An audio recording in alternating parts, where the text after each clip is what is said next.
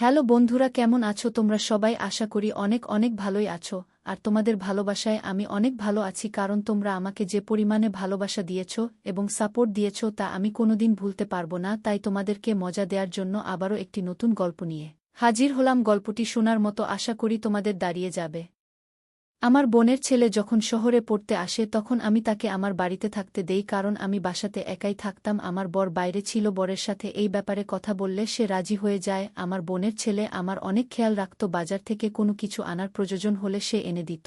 একদিন হঠাৎ আমি অসুস্থ হয়ে পড়ি। তখন আমার বোনের ছেলে বলে, এখন তুমি শুধু আরাম করবে। রাতে সে আমাকে দুধ খাওয়ানোর পর ওষুধ খাইয়ে চলে যেত। সকালবেলা ঘুম থেকে উঠলে আমি অনেক শান্তি পেতাম। একদিন আমার পেটে অনেক ব্যথা হতে শুরু করে। ডাক্তারের কাছে গেলে ডাক্তার বলে আমি গর্ভবতী। এই কথা শুনে আমার তো প্রাণ বেরিয়ে যাওয়ার মতো অবস্থা হলো। বন্ধুরা, আমি তোমাদের প্রিয় বন্ধু রুহি। ডাক্তার যখন আমাকে বলে আমি গর্ভবতী তখন আমার মাথায় আকাশ ভেঙে পড়ে। আমি আশ্চর্য হয়ে ডাক্তারের মুখের দিকে তাকিয়ে থাকি। তিনি আমাকে এমন একটা কথা বলেছিলেন, সেটা শোনার পর আমার চিন্তা ভাবনা করার ক্ষমতা হারিয়ে গেছিল। আমার মনে হচ্ছিল আমার উপর পাহাড় ভেঙে পড়েছে। এটা কি করে সম্ভব? আমি এটা মেনে নিতে পারছিলাম না। আমি ডাক্তারকে বলি, নিশ্চয়ই আপনার কোথাও ভুল হচ্ছে, আমার শুধু পেটে ব্যথা করত। সে আমাকে দেখে হাসতে থাকে।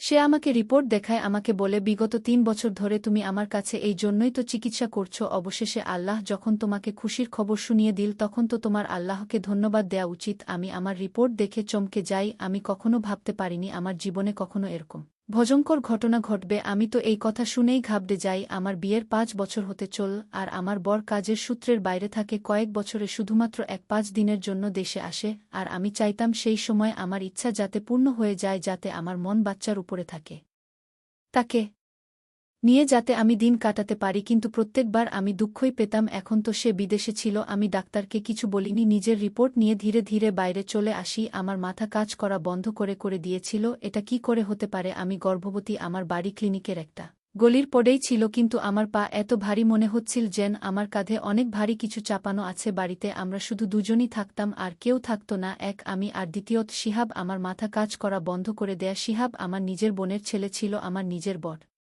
দিদির ছেলে। তার ব্যাপারে উল্টোপাল্টা কিছু চিন্তাও করতে পারছিলাম না। আমি তখনই সামনে নিজের বাড়ির গেট দেখে আমি চমকে উঠি। আমার মনে হচ্ছিল ক্লিনিক থেকে বাড়ি পর্যন্ত কোনো প্রাণহীন লাশকে ধাক্কা দিয়ে এতদূর নিয়ে এসেছি। আমার গলা এমনভাবে শুকিয়ে গেছিল যে আমার নিঃশ্বাস নিতে পর্যন্ত কষ্ট হচ্ছিল। আমি দরজায় বেল বাজাই, তখনই শিহাব এসে দরজা খুলে দেয়। আমি বাড়ির ভিতরে চলে যাই। আমাকে দেখে সে হাসতে থাকে। আমি ঘরে যেতেই সে বলে, মাসি, আজ তুমি এত দেরি করে এলে। আমি তোমার জন্য অনেক অপেক্ষা করেছি। তারপর আমি আর খিদে সহ্য করতে না পেরে খেয়ে নিয়েছি। তোমার জন্য খাবার নিয়ে আসি।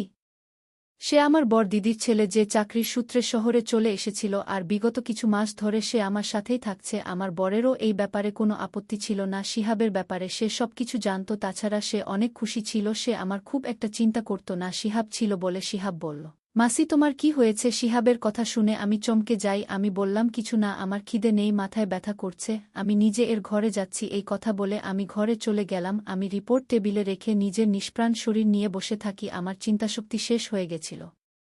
শিহাব আমার নিজের বোনপু ছিল, আমার দিদির ছেলে। আমি তার ব্যাপারে এমন কিছু ভাবতে পারছিলাম না। আমি ভাই বোনদের মধ্যে সবথেকে ছোট ছিলাম, আর দিদি সবথেকে বড়। দিদির যখন বিয়ে হয় আমার বয়স তখন ৯ বছর ছিল, আর যখন শিহাবের জন্ম হয় তখন আমার বয়স ছিল ১ বছর। আমার বড় দিদির বাড়িতে অনেক নিয়ম ছিল। তাদের করা হুকুম ছিল নিয়ম করে নামাজ পড়ার, আর শিহাব মসজিদে গিয়েই নামাজ পড়ত না। আমার দিদির উপর কোনো সন্দেহ ছিল আর নাই শিহাবের চরিত্রের উপর, কিন্তু আমার কাছে যে রিপোর্ট ছিল তাতে আমার সন্দেহ শিহাবের উপরেই হচ্ছিল। আমি আর শিহাব ছাড়া বাদ ইতে আর কোনো তৃতীয় ব্যক্তি থাকত না যার উপর আমার সন্দেহ হবে। আমি মাথায় হাত দিয়ে চুপ করে বসেছিলাম। আমার মনে পড়ে কিছুদিন ধরে শিহাব আমায় দুধের সাথে ওষুধ খেতে দিত, যেটা খেয়ে আমি গভীর ঘুমে আচ্ছন্ন হয়ে যেতাম। সকালে যখন আমি উঠতাম তখন অনেক আরাম লাগত। শিহাব কি তাহলে আমাকে ঘুমের ওষুধ খাওয়াতো? আর আমার ঘুমিয়ে পড়ার পর কি সে কিছু করত? ফোঁটা ফোঁটা জল আমার চোখ থেকে পড়তে থাকে। আমার একরকম অস্বস্তি হতে শুরু করে। সত্যিকারের সম্পর্কে কি মানুষ এমন করতে পারে? নিজস্ব শারীরিক চাহিদা মেটানোর জন্য কয়জন মানুষ এমন করতে পারে? আমি তার মাসি ছিলাম, তার নিজের মায়ের বোন, মানে তার মায়েরই মতন। সে আমার কাছে ছেলের মতন ছিল। আমি তার সামনে কোনো পর্দা করতাম না। তার মাথা যদি আমার ব্যাপারে এরকম ভাবেও তবে তার মন কি করে এই পাপ, এই অন্যায় করতে সম্মতি দিল? আমি অনেক কাঁদছিলাম। আমি যে কি ভয়ঙ্কর যন্ত্রণা সহ্য করছি তা হয়তো কেউ বুঝতেও পারবে না। আমার মনে পড়ে গেল ছোটবেলায় আমি যখন দিদির কাছে থাকতাম তখন সে আমার কোলে বসে পড়াতো নিজের তোলা মুখে। সে আমাকে মাছি না বলে মাতিমাতি বলতো। আমি সবার ছোট ছিলাম আর সে দিদির প্রথম সন্তান ছিল, সেই জন্য আমার বাড়িতে সবথেকে বেশি সময় সে আমার সাথেই কাটাতো। যখন আমার বিয়ে ঠিক হয় তখন সে নতুন নতুন কলেজে ভর্তি হয়েছে। সে আমাকে সোহানের নাম নিয়ে অনেক রাগাতো। সে বলতো তুমি এত সুন্দরী মনমোহিনী, আর সে লম্বা চওড়া ছেলে, তার উপরে রাগী মেজাজের মাসি। সোহান আঙ্কেলকে তোমার সাথে একদম মানাবে না, তোমার সাথে তো আমার মতো কোনো স্মার্ট ছেলেকে ভালো লাগবে। সে সবসময় সোহানের ব্যাপারে এরকম বলতো। হাসতি আর কি করতো, আমি তার দিকে অনেক রেগে রেগে তাকাতাম। আমার আর তার মধ্যে আন্ডারস্ট্যান্ডিং ও অনেক ভালো ছিল। যখন সে আসতো রাতে অনেক কথা বলতো, হাসতো, মজা করত। সে এখনও আমায় বলে, সোহান আঙ্কেল মনে হয় বিদেশে কোনম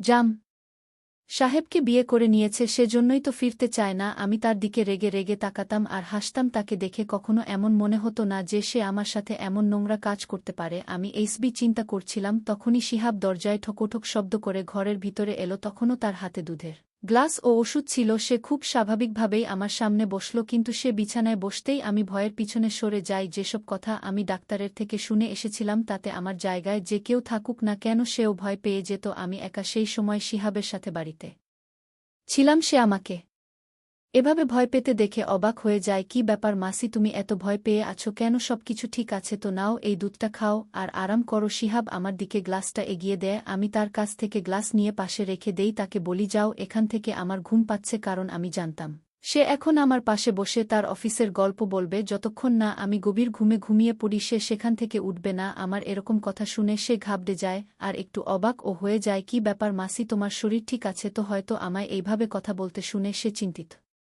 হয়ে গেছে। আমার তার উপর আরও রাগ হতে থাকে। কি রকমভাবে সে আমার সামনে নাটক করছিল, যেন সে অনেক বোকা, বেচারা কিছু জানে না আর ভীষণ ভালো মানুষ। প্রথমে তো আমার মনে হচ্ছিল যেন তার গালে জোরে একটা চড় মারি, তারপর রিপোর্টটা তার সামনে ছুঁড়ে মারি আর বলি, দেখো তোমার সততার প্রমাণ। আর তারপর তাকে বাড়ি থেকে বের করে দিই। আমি তাকে প্রমাণ সমেত ধরতে চাইতাম, না হলে সে অস্বীকার করবে।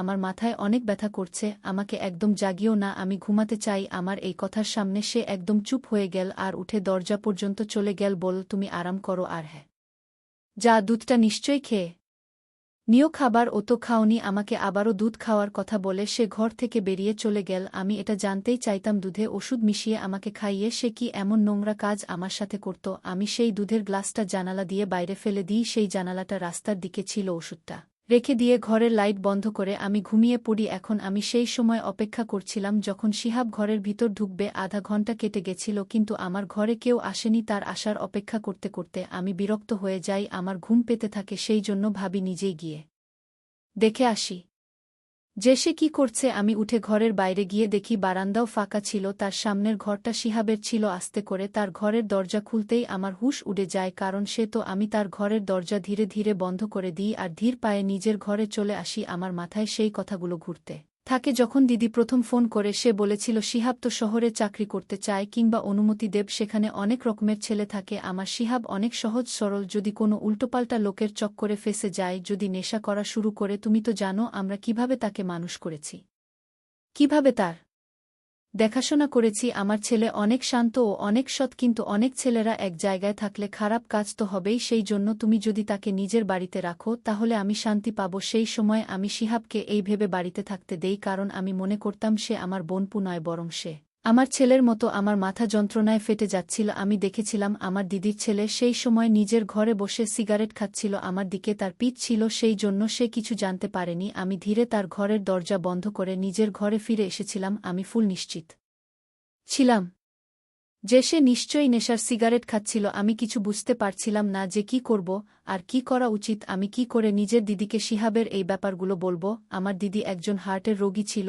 যদি সে জানতে পারে যে শিহাব আমার সাথে কি করেছে, এটা সে শোনার সাথে সাথেই হয়তো মারা যাবে। আমি ভেবেছিলাম যে সকাল হলেই আমি শিহাবকে বলবো, সে যেন নিজের থাকার বন্দোবস্ত করে নেয়। আমি তাকে নিজের বাড়িতে আর রাখতে পারবো না। আমি নিজের ঘর বন্ধ করে দিয়ে শুয়ে পড়ি। সকালে আমার দরজা জোরে জোরে ধাক্কানো হচ্ছিল। আমি উঠে দরজা খুলি, যখন তখন দেখি শিহাব আমার দিকে অনেক রেগে তাকিয়ে আছে।